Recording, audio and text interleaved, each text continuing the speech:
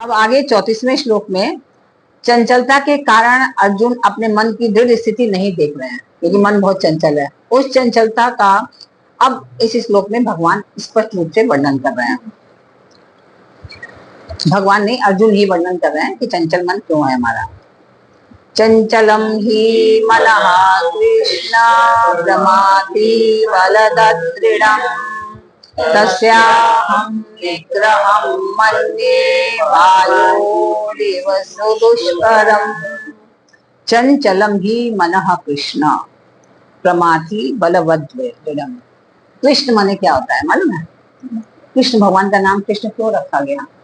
कृष्ण मतलब जो सबको आकर्षित कर ले अपनी तरफ। है तो सांवला सा लोना, लेकिन जो देखता है वो दीवाना बन जाता है। कृष्ण का मतलब होता है एकदम आकर्षित, आकर्षण है जिसमें, इतना आकर्षण है। तो यहाँ पर अर्जुन जो है उनका संबोधन कृष्ण कर रहे हैं। कभी तो केशव कहते हैं, कभी कृष्ण कहते हैं, ऋषिकेश कहते हैं, लेकिन यहाँ पर कृष्ण कह रहे हैं क्योंकि कृष्ण में वो क्वालिटी है कि सबको आकर्षित कर लेते हैं। तो भगवान को जो कृष्ण कह रहे हैं हे नाथ, आप ही कृपा करके जैसे सबके मन को खींच लेते हैं, ऐसे हमारे मन को भी खींच लीजिए अपनी तरफ, क्योंकि मन तो हमारा बहुत चंचल है और इसको बस में करना सबसे कठिन है। तो जैसे आप सबके मन को खींच लेते हैं, ऐसे हमारे मन को भी खींच लीजिए, क्योंकि मन तो हमारा बहुत ही चंचल है। और चंचल के साथ ये प्रमाथी भी है ना। अब प्रमाथी का क्या मतलब हुआ? प्रमाथी का मतलब हुआ जो विचलित कर देने वाला। क्या होता है कि हमारे अंदर चिज्जड़ ग्रंथि है। चिज्जड़ ग्रंथि क्या होती है? जैसे हमारी आत्मा है और शरीर है, इन दोनों के बीच में हृदय में एक ग्रंथि लगी हुई है। जैसे कि आप ये समझिए कि जो भगवान शिव का नंदी है वो कितना स्ट्रॉन्ग, कितना बलवान है ना, बलवान। वो उसके पैर में अगर एक बकरी का पैर बांध दिया जाए तो क्या स्थिति होगी? बकरी का। कहाँ नंदी इतने स्ट्रॉन्ग, इतने बलवान, और कहाँ बकरी जर्जर एकदम, उनके आगे कमजोर। तो क्या होगा? गति क्या होगी उसकी? चल पाएंगे? बकरी की क्या गति होगी? हाँ, चल नहीं पाएगी, दौड़ ही नहीं पाएगी, कुछ भी नहीं कर पाएगी। तो ऐसे ही क्या है कि जो हमारे अंदर जो हमारी आत्मा है वो तो बहुत स्ट्रॉन्ग है, लेकिन बकरी रूपी जो मन है हमारा, जो हमारा जड़ शरीर उसमें बंधा हुआ है, ठीक है। अब वो चल ही नहीं पाता है, पूरे जो है उसमें वो लगा गया है। अपने जब तक हम ईश्वर की तरफ नहीं लगेंगे, प्रतिदिन हम अभ्यास नहीं करेंगे, नहीं जाएंगे, तब तक वो ग्रंथि जो है खुलेगी नहीं हमारी। हमें ये पहले समझना पड़ेगा कि हम कैसे इस जड़ शरीर से मुक्त हो,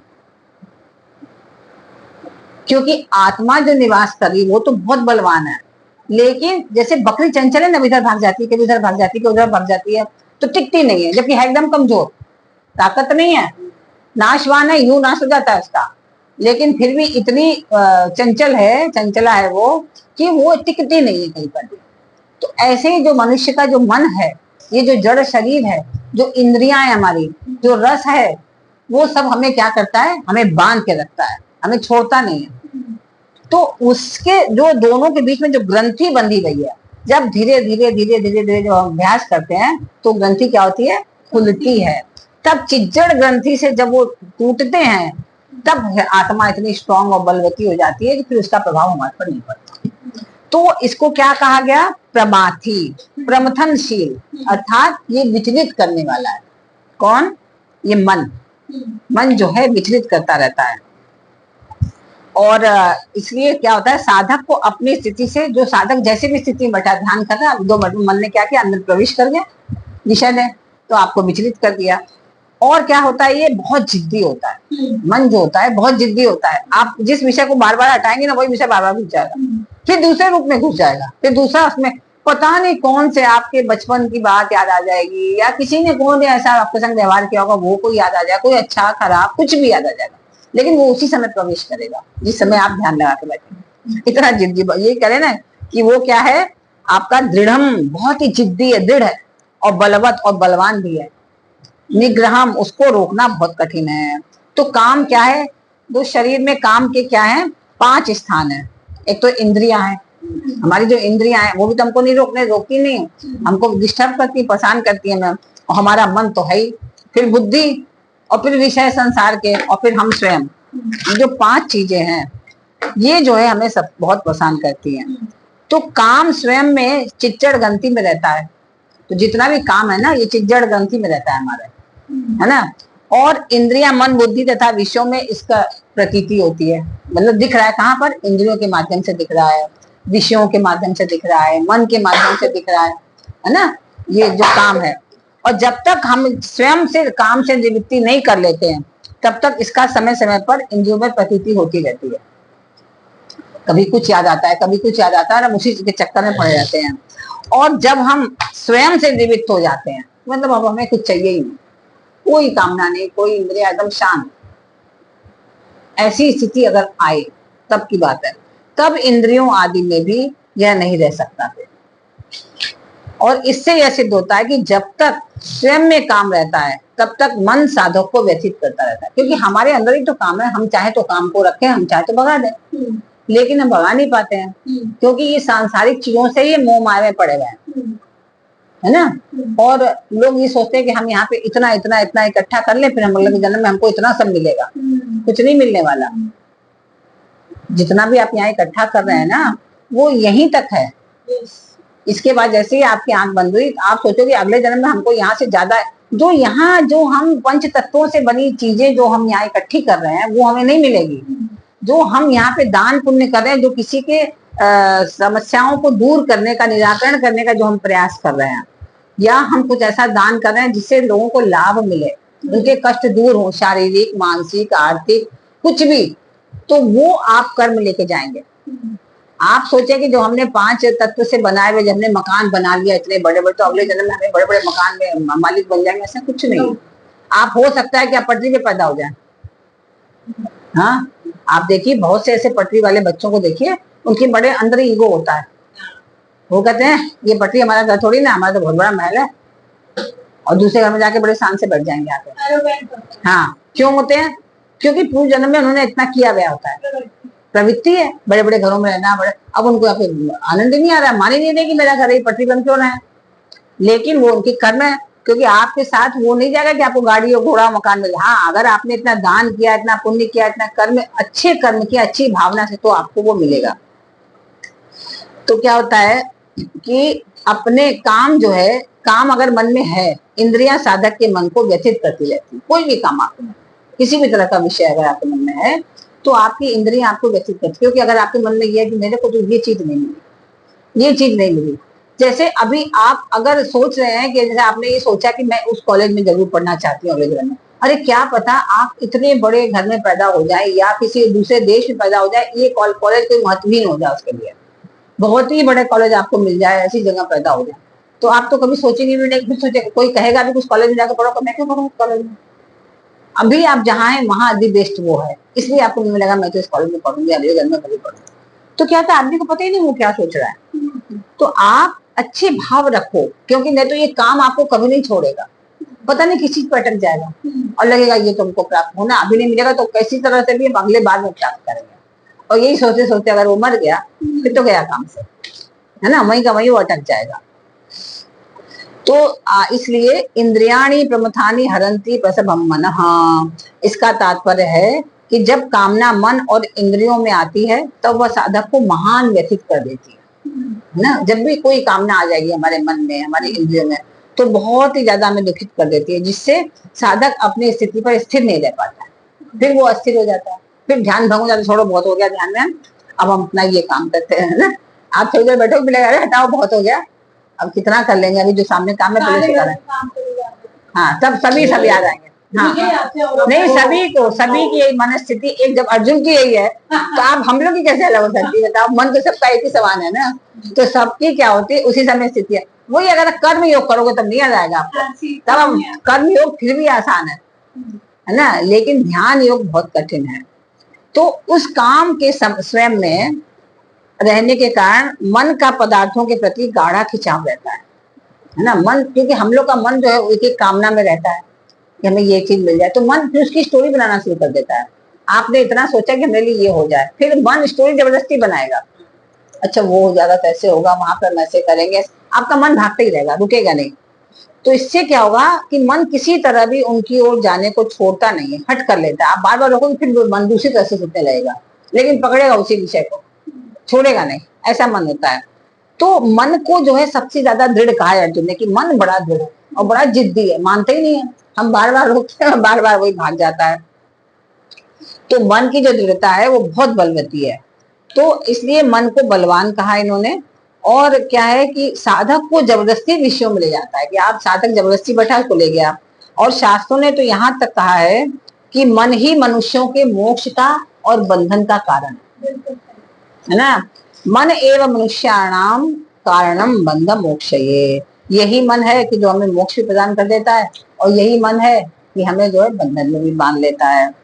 तो मन में यह प्रमथनशीलता, दृढ़ता और बलवत्ता तभी तक रहती है जब तक साधक अपने में काम को सर्वथा निकाल ना दे, है ना। जब तक हम लोग काम को नहीं निकालेंगे, जब तक हम लोग चाहते रहेंगे ये, आप देखो ना कि 80-80 साल के भी लोग हो जाते हैं तो भी सोचते हैं अभी तो हमको ये करना है, अभी तो हमको ये चाहिए, अभी तो ये पाना है, फिर भी अभी लालसा कम नहीं हुई, अभी भी लिप्सा कम नहीं हुई, सब कुछ खा लिया, पी लिया, रह लिया, जी लिया, फिर भी लगता है मेरे तो रह गया। क्योंकि अभी उस आनंद का कभी आप उसका अनुभव ही नहीं कर पाए, इसलिए। और बहुत से छोटे से नन्हे से बालक भी सब त्याग करके संन्यास ग्रहण कर लेते हैं, क्योंकि उनको उसका आनंद मिल गया, इसलिए वो उसमें रम रहे हैं, है ना। और क्योंकि हम लोग इसी में रमे हुए, हम इसी के आनंद में, जो जो जैसे कहते हैं ना, सुअर, अगर सुअर जो भिष्टा खा रहा है उसको उसमें इतना आनंद आता है कि उससे कहो कि ये मत खाओ, रबड़ी रखी खा लो, तो रबड़ी को छोड़ देगा और जाके वही खाएगा, क्योंकि उसको उसी में आनंद है।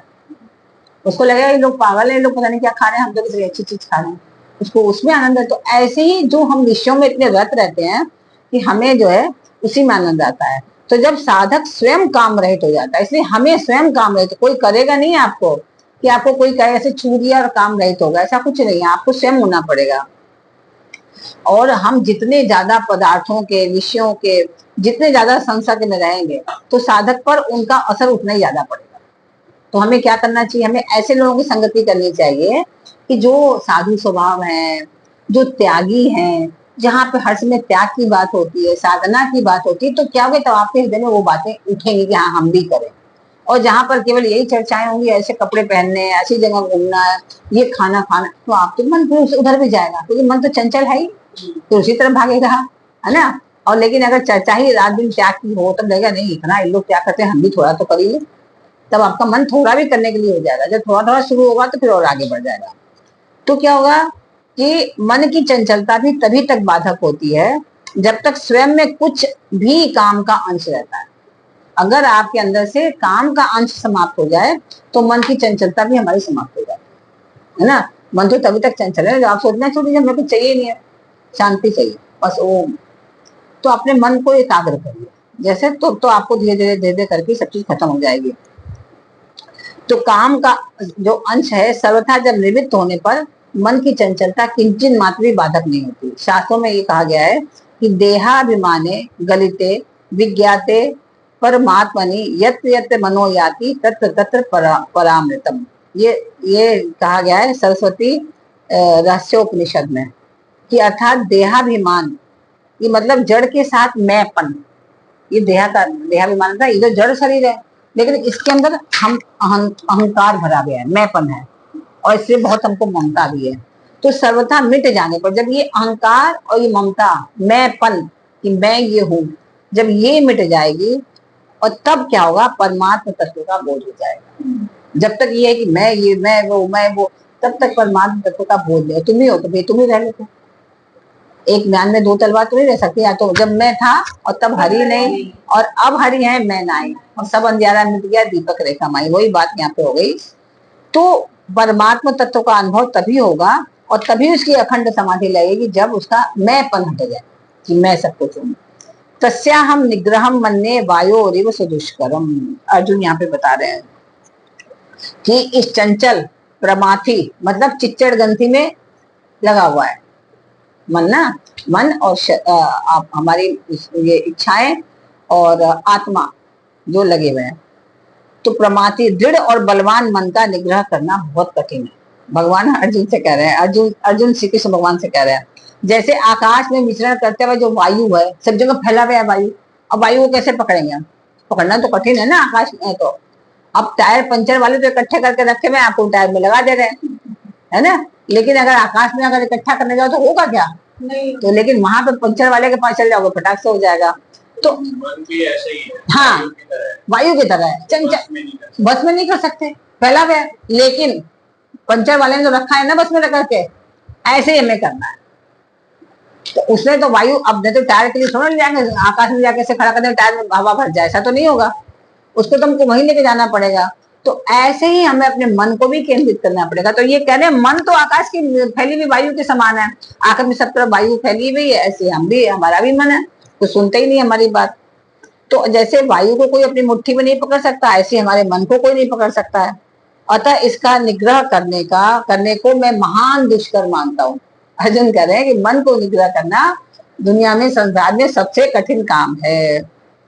तो इस श्लोक में भगवान का यह आशय था कि सब में आत्मदर्शन और सब में भगवत दर्शन करना ही ध्यान योग का अंतिम फल है।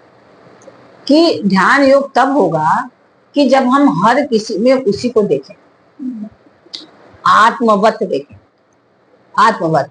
जैसे आपने किसी को देखा और जब उसके दुख को देखो तो ये सोचो कि मेरे को अगर ऐसा दुख होता तो क्या हो। जैसे हमने उदाहरण दिया, जैसे हमारे शरीर में अगर हाथ को चोट लग जाए तो हमारा शरीर थोड़ा सोचेगा कि मन कहेगा कि मैं क्यों करूँ, तो हाथ ही है, मैं इसका क्यों करूँ। आँख कहेगी मैं क्यों देखूं, मेरा काम थोड़ा देखना, ऐसे नहीं कहेगी ना। आप देखिए यहाँ भी कहाँ चोट लगी, दूसरा हाथ भी कहेगा मैं क्यों करूँ, दूसरा हाथ कहेगा नहीं मैं उसको दवाई लगा दूं, बैठ जाएगा चलते कि चलो दवाई कहाँ रखी उठा के ले आओ। सब एक दूसरे का सहयोग कर रहे हैं ना। तो ऐसे ही जब हम सबका एक दूसरे को अपने समान देखें और सब में भगवत दर्शन करें, तो यही ध्यान का अंतिम फल है, ध्यान योग का। और ज्ञान के संस्कार वाले क्या होते हैं, जो ज्ञान के संस्कार वाले ध्यान योगी होते हैं, सब में आत्मा को, और भक्ति के संस्कार वाले ध्यान योगी सब में भगवान को देखते हैं।